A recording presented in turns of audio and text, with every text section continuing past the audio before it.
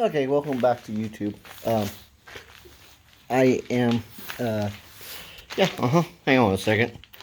Okay, I'm back with you. I had to turn on some lights. That was my shop vac that went completely, but I'm going to use, I found a container that will, or a lid that will fit on top of that will, I can put a lid on it and use it for a dust collector. So, there's some of my buckets, my saws down there. And this is what this is for, is to build a table for that and that. And this is birchwood, plywood, good stuff to work with. Never worked with it. Here, of course, this is walnut, but this is what I'm making out of. This oak, I believe red oak, I think.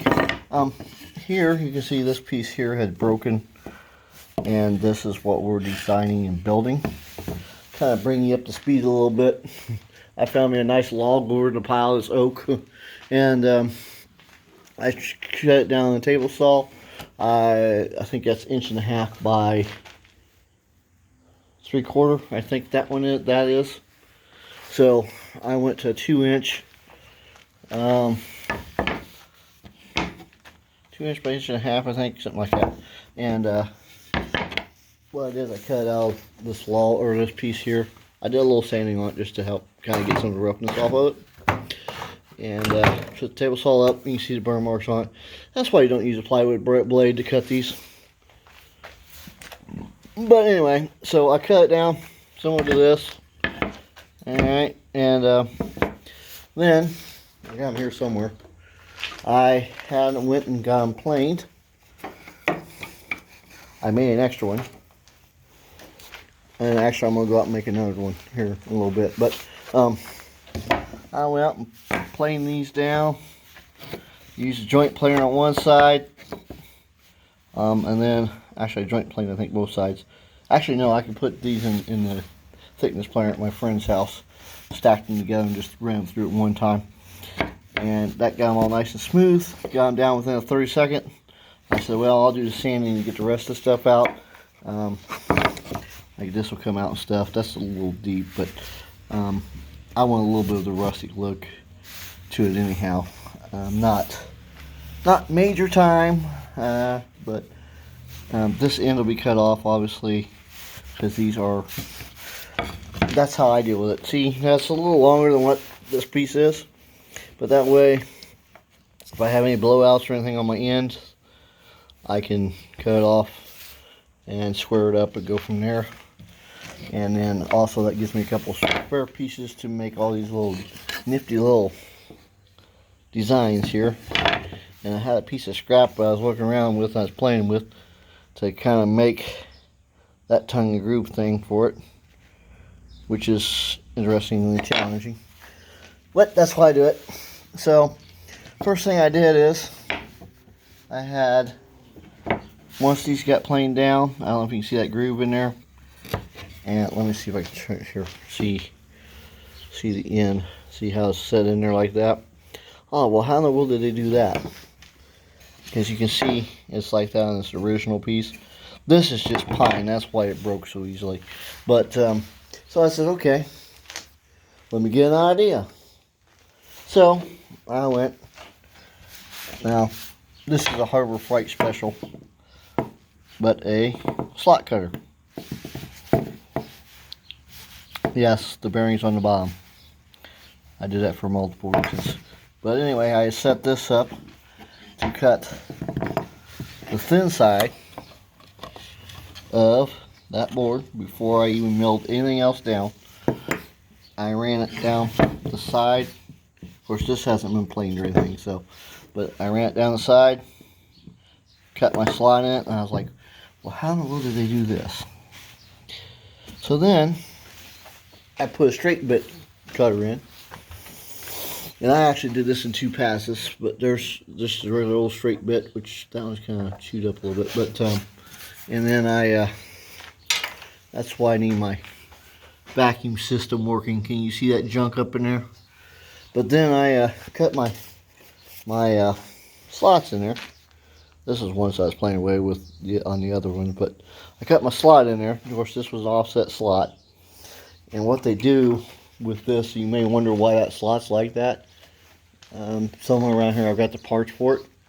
But this is a little cabinet that has basically like little silicone material that slides into this little groove on the side of here, and it holds the glass in. So that's what that's all about, and that's why that's like that, in case you're wondering. But like I said, I took this was like a $20 one or something like that. It comes in a nice little kit. You got all your little spacers and your washers and the bearings and all that jazz. I think it was 20 bucks. It was not a really expensive one, but there again, I learned a long time ago. Buy the cheap ones first, find out what you use, and then invest more money into it. Like I've got some good straight bits. I don't think this is, well, that might be one of them. I got some good straight bit cutters to cut rabbits and stuff with. And that's, like I said, then you start replacing them with good stuff. Learned that a long time ago. Learned that from a couple of good carpenters. I did mess up on one of them. I don't know which one it was. Oh, this one. This is what happens sometimes when you're not paying attention. You, oops. It actually broke it off, and that's why I made an extra piece. But on top of that, like I said, I've got plenty to do it with, so that's what I do. And so my next venture is to make a tongue and groove, put these together after I come down the sides. I think one of these will make, maybe not, yeah, they'll make 2 ends. And like I said, I got 2 of these to make because, well, the one side is not broke, but hey, you know, it ain't gonna look right with just one that's a piece of junk pine. I mean, I didn't say that. So, but this is also, I never used a measuring stick on any of this stuff. All I did is I went, okay, to set my height of my slot cutter, I put it in there, moved the router up and down, got it in the slot, and I was like, perfect, there's where we're going. And I cut from the small side. That was before all this was taken off, because you actually rabbit that much of it off. And I said, okay. And then I was like, oh, well, that, because I was looking at how do they cut that? You do that in 2 cuts is what you do. I actually did it in 3, because like I said, I cut the groove first, and then I cut the thin piece off, and then I went back and cut it a little deeper and actually set it to depth to get what you see on this, which is what we replicated. If I can get the camera to focus. Actually, that might need to be a little bit deeper, but that's okay. I have a tendency to err on the side of shallowness. I can always cut more off, I just can't add more on. And so you can see how it, facsimile of it. Same thing there, I went in, I set this up. I found a broken corner actually. I set that depth. And then that's how I also set up my fence on my router accordingly to that. And then I just I could run them down there. Now the nice part about having the straight blade with this, as long as you're careful with it, there again, if I round over one of the ends, it's not a big deal, I got to cut them over anyway. This has a bearing on it, so it's self-guiding, you can put them down the track. I haven't got these finished yet either, but these have been cut out. I gave up and used the jigsaw, which is now broke, thank you very much. The knob back here went snap. Thought I had it fixed, but I didn't. So that's my other project, to straighten these out. And they're just push sticks. There's nothing special about them, just trying to I used up some spare wood. By the way, when you're running stuff through the router sometimes, that happens. We have no foot on it. Like our pattern here has a foot. I decided I didn't need one on that one apparently. So, anywho, that's kind of how that goes. But you see what we got going on here. This is our layout. This is our progress up to this so far. And then all these connections are, I don't know if you can see them or not. They're just a tug and groove. Of course, it's a little bit of an offset because of, yeah, that's the one I screwed up. Let me go to the other end. I might be able to salvage. Yeah, I might be able to salvage. Yeah, I screwed it up good. You want to screw something up, you might as well do it right. But see, this here is, you just gotta make a tongue and groove, just like a normal one, except this is offset. So what you're gonna do is you're gonna obviously figure out which way to go. That would help. Let me borrow my piece of wood here. You're obviously just going to put them in there, and what you have to do is you have to go to the back side of this groove that you cut, and then you're going to set it down flush like that. So then what I started doing, I started tracing it out.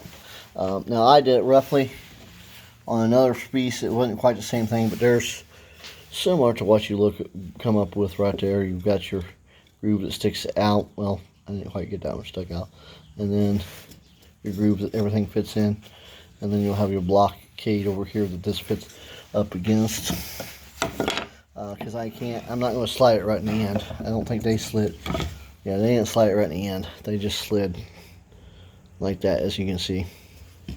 So, and that's how I'm going to do that, because I like that joinery.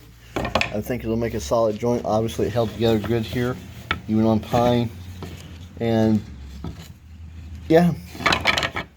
So anyway, I was just bringing you up to date. This is going to be, this is walnut. This is going to be an inlay for a like a table, not a table, a shelf that I'm doing. So I just show the progress on that, and we'll get that. But I gotta build this first. There's my dogs, by the way. So anyway, I'm just kind of bringing you up to speed on what's going on. And like I said, this is why I need a dust collector, because, well, you can't see it, but there's a whole bunch of it down there. Getting a small collection there, not counting what's over there. What I sucked up the other day in this bucket before my shop vac died. But I got a smaller one in the house that I'm going to use. Hopefully it does well. Yeah, that's why I need my dust collector. So, plus more dust, and PVC dust, and treated lumber dust, and oak dust, and that dust, and dirt dust, and that dust. But anyway, hopefully y'all doing all right. I've got to get this, when the weather straightens up a little more, I've got to get this shop straightened up, and get, as you can see, it's a train wreck and a half. These are my lights that I'm building. These are very much a prototype, just threw together out of some scrap wood, and they're all dusty right now too. Just seeing how they turned out. If you're wondering what this is, I haven't decided what I'm going to do with all this yet to make it look right, but that's half the fun of woodworking, figuring out what you want. All this is, I don't know if you see my front deck, but these are railings for a front deck. They're like $2 something a piece, something like that. But there's leftover, and then this is just all scrap wood. This is treated, that came from deck boards that I had left over, I think it was. Those are the 2x6s, I think, or something like that, I don't know, that I milled down and you put it on there. And this one actually works, just even that cord and everything else in it. And I just don't have a lampshade for it, but I'm probably going to put a few of them together, see if anybody's interested in buying them. Or, you know, if they are, comment below if you are or know somebody. I also make little bottle lights too. So, and anyway, yeah, don't forget to like, comment, subscribe, all that. Let me know what you want to see. Appreciate